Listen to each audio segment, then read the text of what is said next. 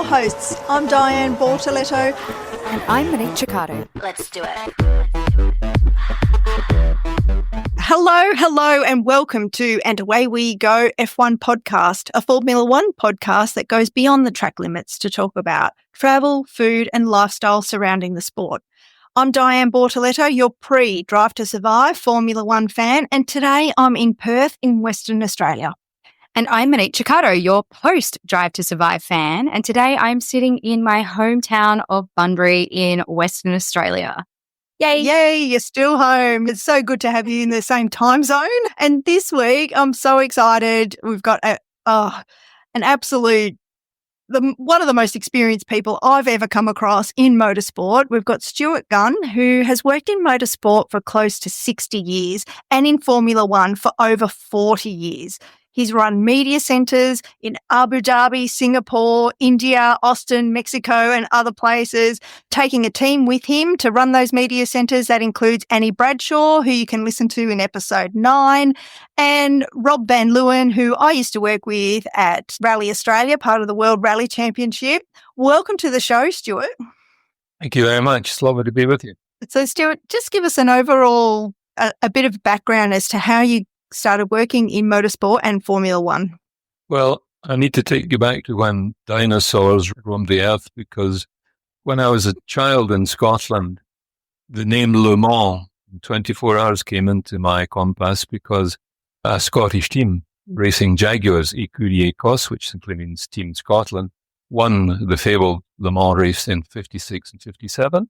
And I was very aware of Écurie Écosse because just down the road from where I lived was Charter Hall, old airfield converted to race circuit, and they did a lot of racing there. And almost simultaneously, in another village 6 miles from where I lived a person by the name of Jim Clark. And Jim Clark, for those who don't know of him, was Scotland's greatest ever racing driver, one of the greatest ever. And he went on to win the World Championship in 63 and 65. And I was keenly aware of Jim Clark at that time. But then paths diverged, and I went on and followed the educational path I was expected to, and didn't go into and think about going into motorsport at all.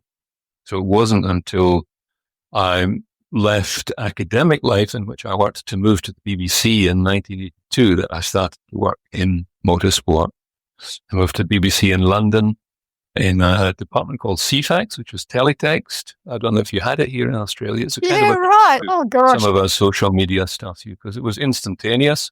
It had a big following. And being at the BBC, doors would open to you. You were encouraged to seek out a niche for yourself. Mine was A, sport, and B, motorsport. So Brands Hatch, close to which I lived, became my home from home. And I went on from there. Actually, just to tell you a story, if I may, talking of Brands Hatch, when I was going to my first British Grand Prix at Brands Hatch in 1982 and talking to somebody about what I should do there, he said, well, just look for a blonde lady being pursued by a posse of media blokes and ask her. And that was Annie Bradshaw. And there she was. I was exactly as he described. I arrived at Brands Hatch, looked at the media centre, somebody going in the door, blonde lady, posse of media following her. Long story short, Annie Bradshaw and I have been lifelong friends. So the British Grand Prix of 1982 was the first one at which I formally worked. Oh, fantastic. Annie was such a great guest to have on the podcast, wasn't she, Monique? Oh my gosh. Her episode was it was so full of wonderful stories. And I mean, I anticipate this podcast will be too, given the tenure that you've had in Formula One, the stories that you're going to have. She's a very hard act to follow. That we'll do our best. Another thing I want to ask you about, Stuart, is that, and very remiss of me not to include this in the intro, is that you've authored more than 10 books. Also an incredible achievement. They're all mostly of a sporting nature. Is that fair to say? Yes.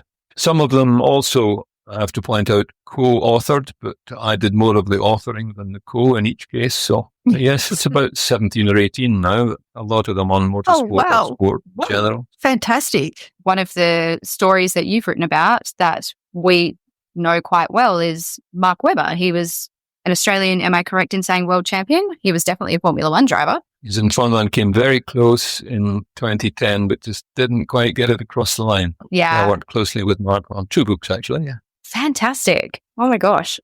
What's the process when you're writing a book about someone like that? How many hours are you sitting with them and interviewing them, or do you do a section at a time? How do you go through the process of writing a book about someone like Mark Webber? The Australian Grand Prix, which I hadn't worked for 30 odd years, must have been 2009, I think. The beginning of 2010, Mark and I knew each other. I knew him from his days of coming over to Britain to race. And somebody suggested to them that if he was keen on doing a book, he should maybe have a wee chat with me, aforementioned chat. And we were going to do a book on the 2010 season because Mark was then in his heyday with Red Bull and looked like a chance, even though a certain Sebastian Vettel was the darling boy at Red Bull.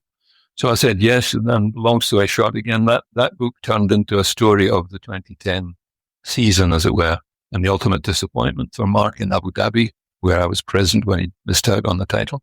But then the publisher asked me if I would consider doing Mark's biography with him. And that process took a couple of years, I suppose, 2.5 years. And to answer your original question, it depends on the subject. Some people are very helpful, some are not. So you've got to make sure that A, that you know your stuff about the subject, and B, that they know that you know that. And I remember going to Mark's beautiful home in England, the Rookery, when we were first starting out, and I took out a couple of notebooks, and he said, "What's that?" And I said, "That's a record of every single race you've ever competed in, where you started, where you finished, what happened to you, etc." And I don't know why he seemed to be and blown away by that, as if he didn't expect me to make that sort of preparation. But so that's what you have to do. You have to know your stuff, and you have to be able to speak to the person, not as an equal, obviously, because he or she is doing something you can't, but at least as somebody who knows what they've been through. And the process is fairly straightforward.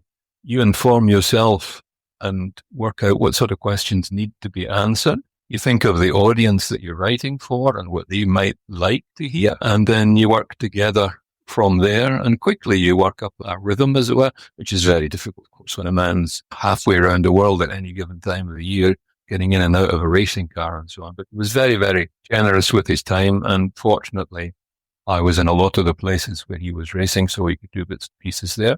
But most of that book was done at his lovely home in Buckinghamshire in England. I guess it took the better part of a year and a half, because while we were working on it, he took the decision that he would quit Formula One, but was going to race sports cars, and he was going to race at Le Mans and so on. So we thought, okay, let's wait until you've done that, and we'll take it from there. So it was a long process. It was quite an arduous one, because he and Anne, his now wife, are very demanding people, as you have to be as successful as they've been. But I think we came through the test. It was a great process. Mark Webber, as you'll discover later, is one of my all-time F1 heroes. Oh, I love hearing that. That's so beautiful. It's great, isn't it? I have a question about the book writing process. If you're sitting there for 2 years, you've got a wealth of knowledge and a wealth of information to share. How do you then edit that down to just a book? You know, coming from my travel writing background, sometimes it's so hard to filter out. The hardest thing, edit, you say. If you find an editor at the publishing company who is in sympathy with the subject and with you, that makes life a lot easier. A lot of the time, because F1 motor racing in general is so specialized, the sub-editors or editors are not quite in tune, and that makes it a wee bit harder, but they do help to sort of nudge the ship into harbor, you know. But it's just when you've worked as long as I have in a particular area, you know what it is that's the crux of what's going on. You know what the bones of it are, and then you can, so you have to have those, and then when it's necessary or when it's possible, you flesh them out with anecdote or whatever. So that's the way I've always approached it. You must try, especially if it's a biography, you must try to respect the voice of the person whom you are trying to represent. And Mark has a very authentic voice, a very Australian voice, not just in accent, but in whole demeanour and life experience. We were on kind of the same wavelength, different accents, same wavelength. Speaking of Australia, what brought you to Australia, Stuart? You know, we can detect an accent there. So where are you from, and how did you end up in the Mornington Peninsula. The first thing that brought me to Australia was the 1986 Australian Grand Prix. At that stage, I was in the final throes of writing my first BBC Grand Prix book, and the BBC kindly coughed up enough money for me to attend a few races, including the last one of the season in wonderful Adelaide. So that was my first experience of Australia, which was a jaw-dropping thing because, I've travelled a lot, but I've never been this far. And I got off the plane in those days in Sydney because you couldn't fly direct to Adelaide, and then the hop to Adelaide. And first of all, I was sitting beside English team manager Ken Tyrrell on the plane on the way down. And Ken nudged me as we came over Adelaide, and he said, most beautiful cricket ground in the world, which was the Adelaide Oval. And then when he got to Adelaide, I looked at the sky and thought, I've never seen a sky like this. The quality of the light in South Australia, just magic. Must have been something like the Impressionist painters wanted to find when they went to the Mediterranean. And it was just glorious, and I loved it. And it was terrific. I was working with the Tyrrell team, but Mike Brewer, who was then responsible for the media centre, kindly asked me to help out because I have languages in my background, so I could build bridges to the international media for Mike. And then they kindly kept asking me back. But the second answer to your question is, always, as the French say, chercher la femme. In the late 1980s, I had met the lady who was going to be my second wife, Claire, in London, where we were both working. And at one point, she said to me, I don't suppose you'd consider going and living in Australia? And I said, when do we leave? So that was it. And we came to Australia end of 89 for the Grand Prix, and then returned at the beginning of 90 to live permanently in Australia. Yeah. Oh, so you moved to Australia for love. How nice. Yeah, It's just like me moving to Norway for love. exactly. I won't tell you which love was greater, motorsport or the women involved. You're going to get in trouble, Stuart. I love that. Fantastic. And you mentioned Ken Tyrrell, and you've worked with Ken Tyrrell as well. Can you tell us a bit about that? I had been in comfortable little academic life for a while and thought this was not nearly enough. Who wants to give the same lectures for 40 years, So I thought I must try something else. I had a brief flirtation with cancer as well. I thought to myself, well, that's a wee sign you should do other things, just in case. So I did a very un-Scottish thing and took a drop in salary to go and join the BBC at London. And after a certain time with the BBC, as things were then back in the 80s, I got a phone call one, I don't know, it was beginning of a week. Would I come and have lunch? Went to have lunch, and then on the following Friday, I was in Brazil with the Tyrrell team. They're working on my first Grand Prix as press officer with the team. I had been working with Annie Bradshaw in a company called CSS in London, which was responsible for sponsorship and driver seeking and so on for a number of teams and sponsors, and brought the two together. And they asked me to go because they had Ken Tyrrell's team on their books for 1986, and they wanted somebody with languages who could sort of build bridges, as I said, to the international media, because Ken spoke beautiful English, but nothing else. And they were keen to escape the old Uncle Ken, very English image. And that was my first year with them. It was just wonderful. Ken was great. And my drivers were Martin Brundle, the now famous Colin, and Philippe Stress. As the team used to call them Brundle and Stress, trouble and strife. That's great. Oh, Wow. fabulous. So what languages do you speak, Stuart? My first degree was in French and German, so I speak reasonable enough German. We had to specialize in one or the other, so one would always suffer. And I did honours French and lived in France and so on. So my French is near native, which is just because I've been there so long, so many times. German's good. I can get by perfectly well in Italian and Spanish. And sometimes when I go to other places, I try and pick up the rudiments, like going on holiday in Greece or something. It's always nicer if you can speak to people in their own language, even if just to say please and thank you. Yeah, we're both travel writers. Yeah, well, you understand exactly what I mean. Yes. Exactly. And you know the basics, right? When you know so many languages, it makes it easier to understand a whole lot of other languages. By and large, one follows the other. And, you have an ear for things where you don't have an ear. And I seem to have a bit of an ear for it without playing my own trumpet. It's always been a major part of my life, speaking foreign languages. Yeah, it's so nice being able to speak. I speak Italian, not as perfectly as I would like. And I took myself off to university, study Italian for 4 years because I wanted to learn to read and write and speak properly. And I did learn all those things. And then COVID hit, right? So I had 3 years of not being able to go to Italy and put it all to practice. And of course, it gives you a different perspective on things too. If you can, at least with half your brain, think on the way a French journalist asking you a question about something, you might have an idea of where he's coming from with the question and so on. So it always helps. Always helps. Just an anecdote that helps with that is that in the early 90s, Ayrton Senna had a long battle with teammate Alain Prost. And of course, things had gone wrong in Japan with accidents, etc., etc. And the British media had antagonized Ayrton to a certain extent. Ayrton was the most civilized and gentlemanly of persons.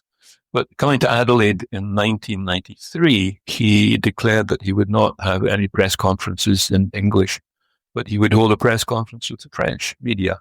Lucky me, I was asked to go along and interpret for anybody that didn't manage to make the gap between what Ayrton was saying and what the French journalists were asking. And it was just fantastic. He was under pressure, you could tell. He was strained. But he answered every question as polite as possible. And he was sitting like I am now in front of you. And every time he hesitated and looked at me and I explained to him or gave him the English or French words for things, he said, thank you. Oh. After the conference. It was just, he was an absolute gentleman. So, and it was just the fact of the languages that had got me into that privileged position. Was it Ayrton was answering the French press in French? And he was No, he's answering them in English by and large. But sometimes if you hadn't quite understood what one of the questions was, I helped him with that. And if then they didn't understand what Ayrton had said, I translated it into French. Oh. Yes, yeah. I wonder, Stuart, have you watched the Ayrton Senna documentary or the new Netflix series that's just come out about Ayrton Senna? I haven't seen the Netflix yet, but the Ayrton Senna documentary, yes. Yeah. And was it accurately portrayed? I mean, you knew him and were working around that era in Formula One. Oh, yes, I think so, yes. I thought it was very, very well done. I'll tell you a funny story about that as well. When it came out, we were in Melbourne working at the Grand Prix, and we were invited to a preview screening of the Ayrton Senna documentary. And for some reason, they had a glitch with their recording on the audio side of things. So we didn't get the English version. We got the Portuguese or the Brazilian, which is Portuguese version. Happily, people like me who knew what was going on, you could relate to what was being said and so on and so forth. And there were no subtitles. Before premiere, they had an advert for Johnny Walker Scotch whiskey, and they put subtitles on the Scottish actor who was speaking the dialogue for the advert. I was outraged. It was Robert Carlyle, who's since gone on to very great things in film and TV. It's funny. Oh, incandescent. That's brilliant. Anyway. Incandescent. Oh, well, it's a Scottish accent. Come on, it's not that hard. Exactly. I mean, you can understand me perfectly well, can't you? Absolutely, we can. Yeah. I want to listen to you talk all day. I love the Scottish accent. It's one of my favorite accents in the world. You'd very soon get very tired of that. Trust me, the 2 times I've been to Scotland, honestly, could sit there and talk to people all day because of the accent. So I don't understand the need for subtitles. That was very rude. I actually had a question to go back to, you said you'd worked with Annie Bradshaw and you've had such a wonderful career in motorsports and Formula One. And we spoke to Annie just about the change that she's, do you have any comments on that? What it's been like from when you first started working in motorsports and Formula One to what you see now with the media, the Netflix effect, all that sort of thing? Oh, well, it's night and day, isn't it? Really, like most things in life now because of social media and the accessibility of everything. I mean, back when I was starting, there was no such thing as a portable typewriter hardly. It was a joy when we could stop cutting telex tapes, and Canon, I think it was, came out with a self-correcting typewriter. So you didn't have to have wee bits of paper that you put in and so on. That was great until one of those I eventually threw in the bin because I got so angry with it. But never mind. So we had that, and then, of course, we went on to faxes and then internet and stuff like that. It's amazing how things have developed. I think it's a double-edged sword. I think there is such accessibility to all sport in particular, and now to F1. People are instant experts, so there's an increasingly large divide, I think, between people of a certain age like myself and people of a certain age like the present generation and yourselves who are forging careers for yourselves. But it can only be a good thing that information is available, as long as people take information with a pinch of salt sometimes. Yes. Weigh up the information, they judge the information. And as long as the information that they put out to their audience is fact-checked and as accurate as it can be, and not just made-up stories, because there's a lot of stuff that goes round and round. But the worst thing anybody can do, especially somebody at my time of life, is to think, oh, it's not as good as it was in my day, because of course it is. It was good in your day because you were there and it was great. But it's great now because you're there. It's just right.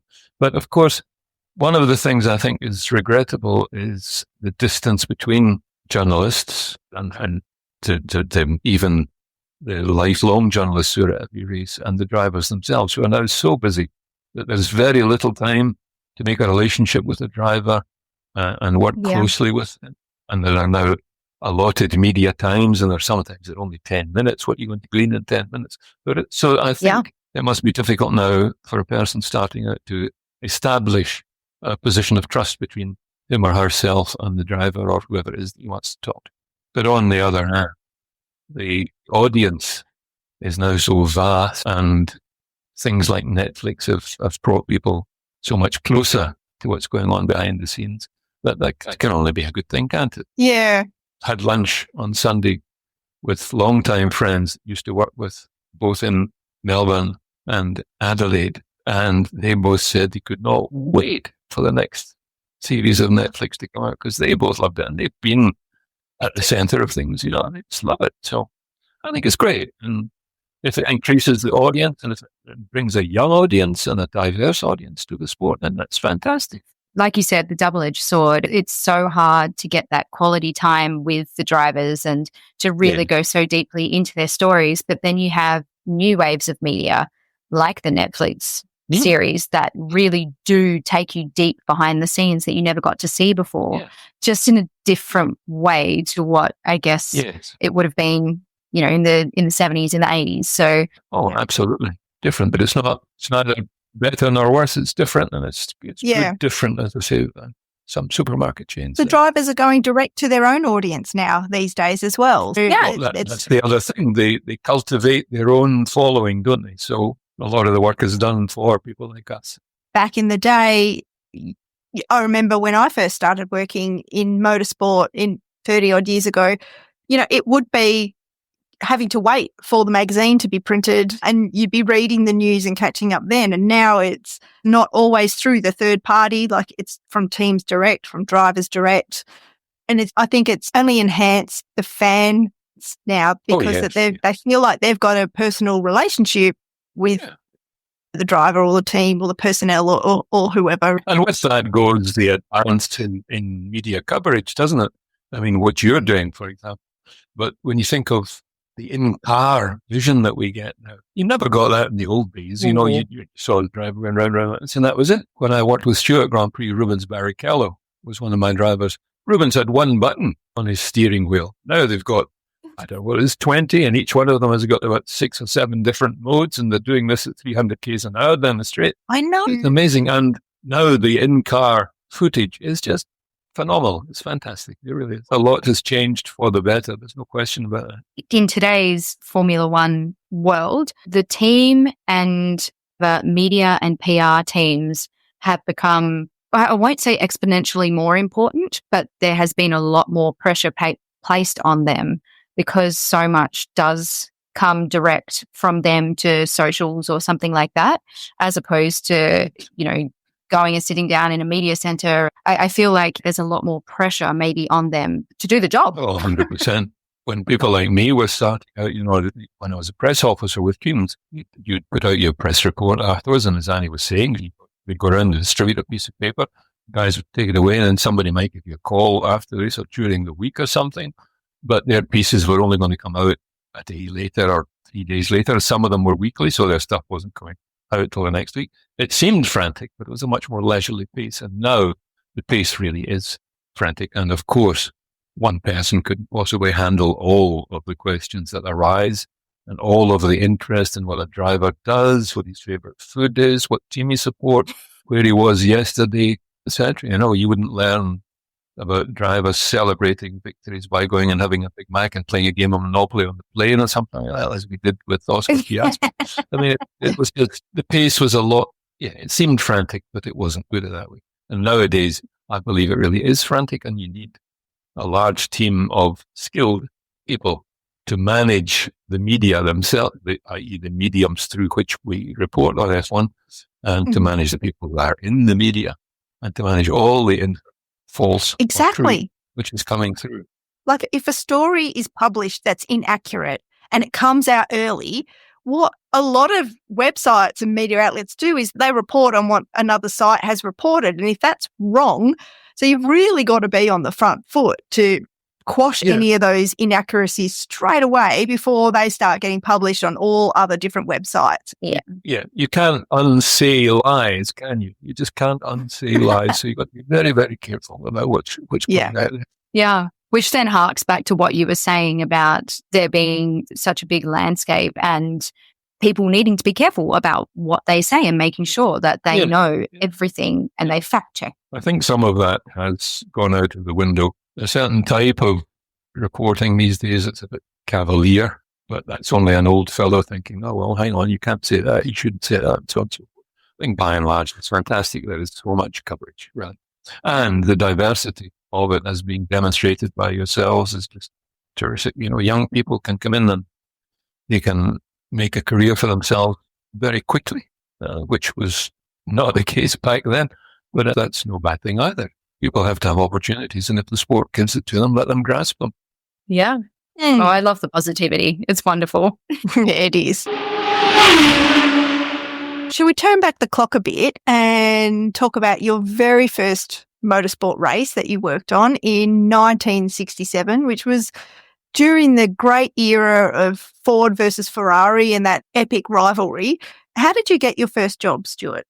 Well, again, preamble is required. I was then in the third year of my first degree at Glasgow University, and doing double honours in languages, you had to choose one country to go to for a year and one country to go to for one semester.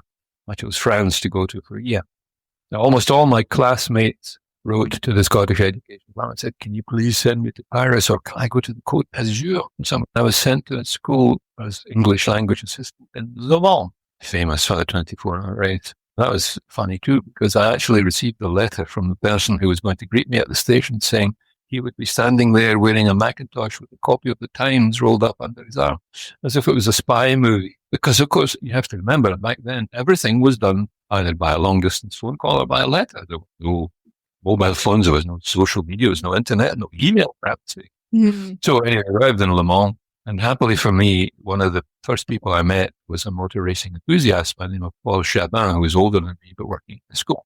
And the very first Sunday, and this is in September, he said, we're going to the circuit. And I said, okay, I don't know what's going on the circuit now. It was a club meeting. It was pouring with rain. But we got there, and I remember walking through the famous pine trees at the northern end of the circuit and seeing the circuit unfold before me. And that was it. And I was in love. Then later, as the year went on, and going around Le Mans a bit with other schools, so I got a call to ask if I'd be interested in working at the 24 Hours. And I became the official interpreter for the French motorsport media at the 1967 Le Mans 24 Hours. So I had passes to go everywhere, do everything. And there was a time when a lot of big-name F1 drivers were in sports car racing too. And Le Mans then was still probably the greatest race on the planet. So, you're rubbing shoulders with people like McLaren and Donoghue, Phil Hill, Mario Andretti. I could tell you another story about that. Yeah, tell us. Please do.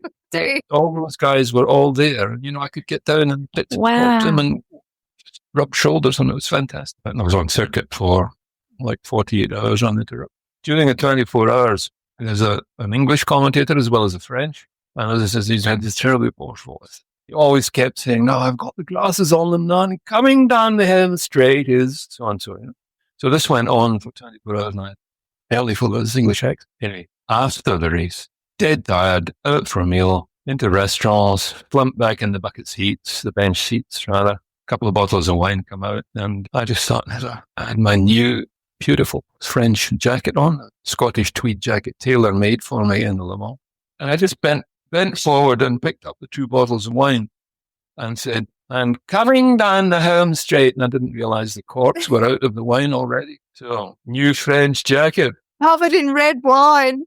Oh, that'll teach you for taking the mickey out of someone. They kindly asked me to go back for the 68 race, but that was, not cancelled, but postponed because of all the student uprisings around Germany and France and trade union activities and huge strikes in France. So I couldn't go. I believe had I gone to that second 24-hour race, I would have gone home, finished my degree, and then gone for a job in motorsport. As it happened, I didn't, and I got back to my studies, and the academic door opened, and I went through it, only to come out of it a few years later. Wow. And so you weren't a motorsporting family, and you weren't into motorsports until you went to Le Mans? No, not at all. Right. No, there was no motor racing connection in the family at all, and it's just a happy coincidence for me that I got sent to Le Mans. And you just fell in love with it straight away. So, I mean, imagine, Oh, good. 7-litre Fords against 4-litre Ferraris. Naturally, you go for the Ferrari, don't you? And they were just, Jackie Stewart, the Ferrari 330 P4, Jackie Stewart himself said it was still the most beautiful car ever built. So it's not a bad judgment. Wow. Yeah. Of course. He's held in such high esteem by everyone. So to hear that from him, you'd hold that in high esteem too. Yes. Although there's a caveat to that as well. Oh, there's a caveat to that. We better hear this. Well, I mean, no disrespect, but in 1996, Jackie Stewart was setting up his Formula One team, by which I was working in Melbourne, and he was there in 96. And I just said to him, "Look, if you need any help with local knowledge or anything before the team comes down, just let me know." Long story short, phone call, Stewart becomes the first media manager for Stewart Grand Prix. And I learned in the course of the year that something I had learned before, that it's best, I think, to keep your sporting idols out on the pitch or the track where they work with magic for you rather than get to know them too well. Do you? I mean, Jackie is kindness itself, and of course, nobody can gainsay his brilliance as a driver and so on. And I had a wonderful year with him, with Rubens Barrichello and Jan Magnussen.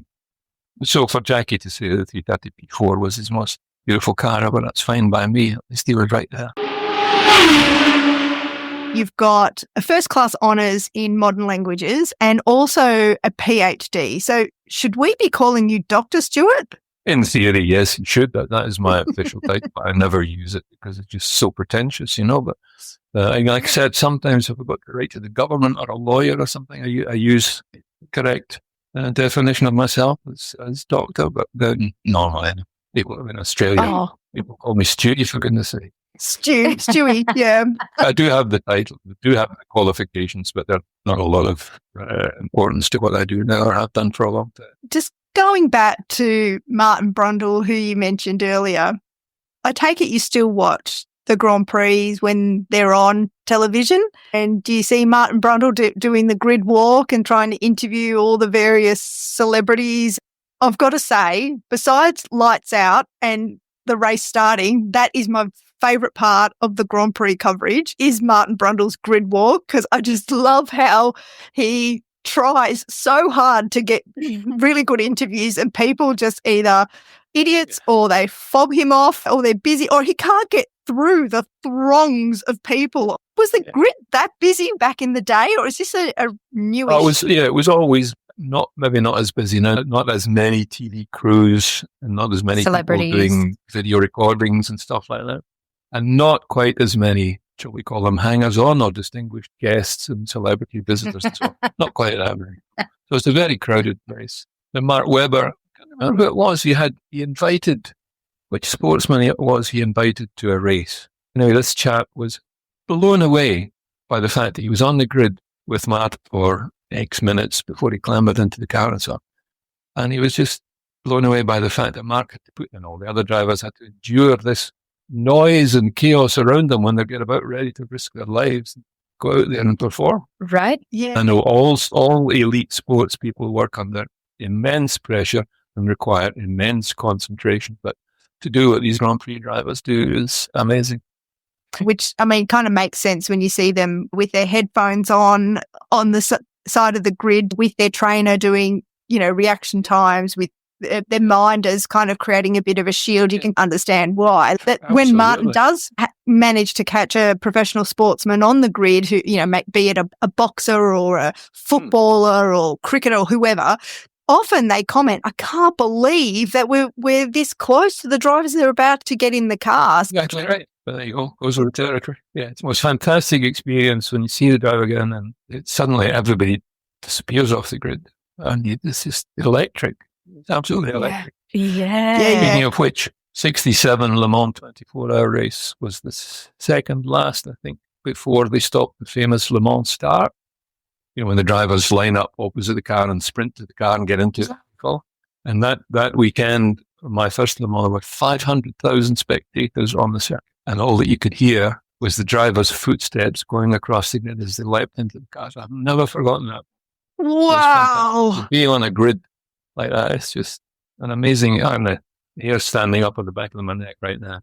That's amazing to have that many people around at a motorsport event. 500,000 people, did you say? And dead silence that you can hear the driver's footsteps. Absolutely that's stunning. Crazy. I can hear them now. Wow. Oh, wow. So what's your favourite Formula One memory, Stuart? Oh, gosh. You mean in terms of race action or being at the race? Or being at a race action, working, anything. Mexico 1986. My first visit to Mexico, Annie Bradshaw and I were working with sort of sister teams in the same company as it were. She was with Lotus, I was with Tyrrell. We went to Mexico, and when you drove to the race, you went past many of the ruins from the previous year's Mexico City earthquake. For the event, because we were working closely together, a chap was seconded to us, a local chap, to help us with anything we needed. If you needed a paper clip, if you needed a restaurant, if you needed to get somewhere, he was always there. At the end of the race, we sort of went around and thought, well, better get something for him, give him a couple of team T-shirts and so on. He said, no, I have to give you something because I'm a doctor. He was on the front line after the earthquake, but a motor racing fan all his life. And he had come to the event to say thanks to the people who are bringing life back to Mexico. And it just so happens that I have here, I'm putting to it, it's a little badge, checkered flag. It's got Mexico Racing Club on it. That was given to me in 1986 by that man. So that's a favourite. Any race at Spa-Francorchamps is a favourite because it's the most spine-tingling racing circuit there has ever been. Montreal was always great. Austin, Texas in recent years was a wonderful experience, as are all the startup races that my little team has been involved in Abu Dhabi and Singapore and places like that. Those were always great. But that Mexico, I've always remembered that.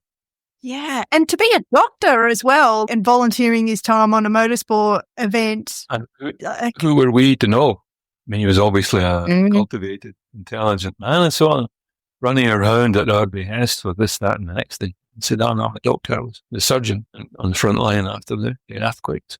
Wow. So that's why it was so nice to go back to Mexico recently when it was for the third time reanimated as a Grand Prix, and we ran the media center where it began. It's great.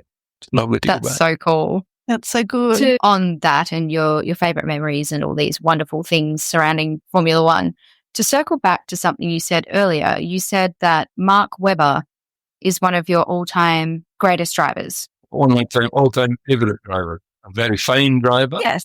Perhaps not in the absolute upper echelon of the greatest, but an excellent driver nonetheless. But as Australians say, like tip-top bloke, a terrific person. I have the greatest respect for him. He's a person conscious of his own limitations as well as his own excellence. And he's a person who will have an intelligent and interesting opinion on most things in the world and share it with you. And he and Anne make a fantastic partnership, and I was very privileged to be close to them for a while. That's so wonderful to hear. And I assume in you saying that he is conscious of his own limitations, that's what makes a great racing driver though, right? Because if you go in hot-headed and aren't conscious of those limitations, how are you ever to know what you need to work on or fix or where you're being let down? I think too, in the era of telemetry, there are no hiding places for drivers, really, and Mark was very good at accepting where he couldn't. More than once, he said to me when we were talking about a particular race of Vettel, for example, was doing times and said, I knew I couldn't get to that, but he could get damn close. And many times, of course, he was faster. He took poles and won, took fastest laps and things. So he was very clear-headed about his abilities. There was no false modesty about it, but nor was he arrogant in any way about what he's done. I really enjoyed spending time with him. I can see that translated to Oscar Piastri now, who Mark obviously manages and mentors, in that, Oscar has come out and said publicly that after his first season in Formula One, that he needs to work on, the pace is there, but he needs to work on time management. And how lucky is he to have Mark and Anne Webber at his shoulder, Yes. It's great for them to have him in their stable, but he will derive great benefit from Mark's and Anne's experience. Yeah, he's a lucky boy. But he also, he's supremely talented, but he's got an old head on young shoulders, hasn't he? Yeah. It's amazing. I love that about him. Monique and I both agree that Oscar Piastri is 100% world championship material, particularly McLaren with its pace it's showing at the moment. Stuart, when do you think Oscar might take his first world championship? Well, I'm very Scottish and very careful about getting ahead of myself. I hope he will. I think he has got the makings of a world champion. I think there are people, not least of all his own teammate, that he has to climb over to get there, because Norris is obviously very gifted as well. But we'd cut him some slack and say I think it would take 2 to 3 years for him to become champion. And he's still only such a young man, That's where he's very lucky. He does have someone kind of saying, whoa now, Nelly, just keep your head on yourself. It's, whereas, challenging for it. So, I think Oscar's lucky that he's got that, level-headedness behind him. Oh, I think so. Not only has he got his own input from people like Mark and himself and his family around, but he's also spent the season alongside Lando and seen what he went through. But he's also spent a couple of seasons racing Verstappen, Esquire, who's pretty hard to beat. So we know that Red Bull are not going to go away anytime soon. And a lot of people will be hoping that the iconic Ferrari will come good through Leclerc and Hamilton, which will be just as interesting to see at the other end of the spectrum. Yeah. But no, I mean, Oscar, really, to go back to what you're saying, clearly world champion potential here. Yeah. Love Fantastic. to hear it. Love it. We're going to move into the final 3 questions now, Stuart. These are the questions we ask all of our guests that come onto the podcast. So the first question is, if you could travel for a holiday to any Formula One destination, whether it's race week or not, a current race on the calendar or a former race on the calendar, which holiday destination would you choose and why? Well, I gave this one a lot of thought, promise you. The United States was close because Austin was wonderful and there have been so many other race destinations in the United States, Indianapolis, where we worked as well, and the food's great. Lots of other places. I thought about Spa, but then what would you do in Belgium during the year? But I came up with something that will surprise most people, especially the younger generation who will never have heard of it. There's a circuit in France at a city called Clermont-Ferrand, which is in central southern France in a district called the Auvergne. So if I went there, I'd have the chance to roam around the Auvergne for a few days while I was going back and forward to the circuit. 2, the circuit was phenomenal. It was 8 kilometers long. It was up and down because it's volcanic country. So it went up and down and round all these volcanic places in hardly a straight worthy of the name. And some of the drivers used to wear open-faced helmets so that they could throw up and not choke themselves to death as they were going up, down, and all the G-forces and things. Oh, whoa. Wow. Clermont-Ferrand is a place from which came a French author who caused me nightmares when I was at uni. So I'd be able to go and either kick his gravestone or something there, and that's what you get for that. And a lot of people have just said to me how wonderful a circuit it was. It was only used 4 times for F1, but it's in a great place. It's now called the Circuit Louis Rosier, because Louis Rosier was a local driver who helped design the track.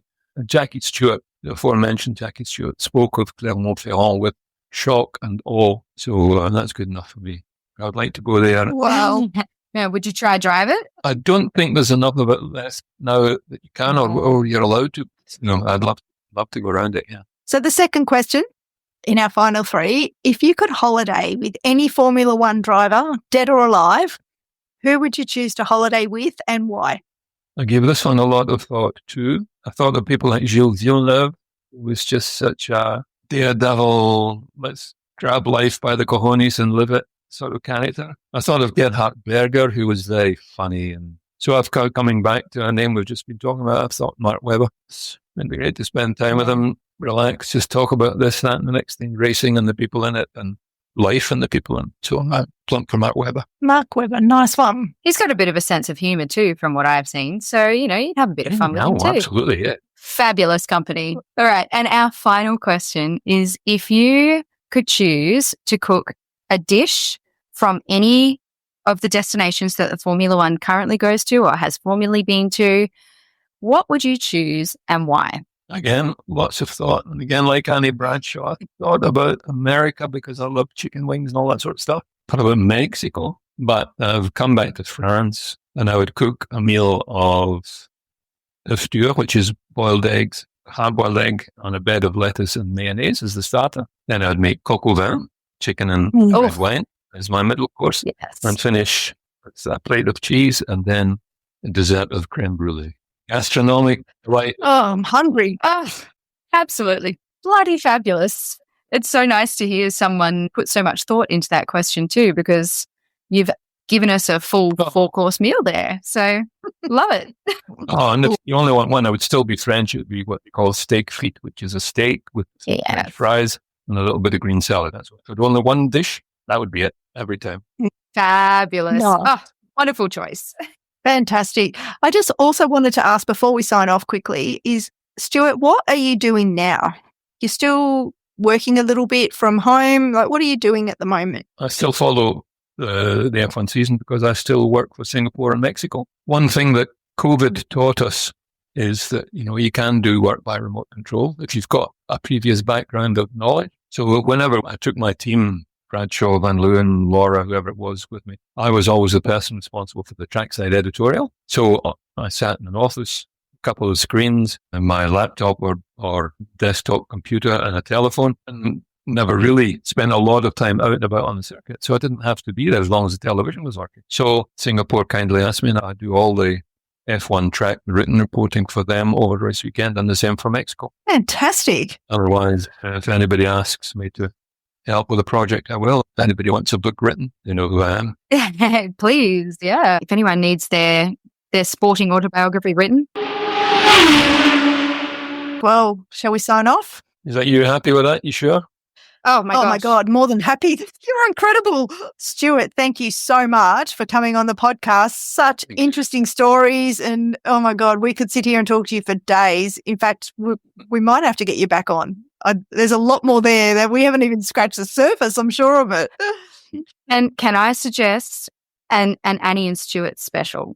Oh, yeah, well, now you're talking. Oh, God. I reckon Stuff would come out. Oh, we'd have to have a glass of wine beforehand or something. Stuff would come out there that cuddle your hair. Yeah, you might have to do that one in person, definitely, with a few bottles of some Pinot. No, well, thank you very much for having me. Thank you so much for listening, guys. If you liked our podcast, you can leave us a rating or a review on your favorite podcast listening app. You can also continue the conversation by emailing us at andawaywegof1podcast@gmail.com. If you so please, we're also on all the social media apps, so you can find us on Instagram, Facebook, LinkedIn, TikTok, and YouTube. Just search for And Away We Go F1 Podcast, and you'll find us there. Thank you, Stuart. It's been an absolute pleasure. Thank you, Monique, and thank you for having us in your ears. Until next week, and until lights out.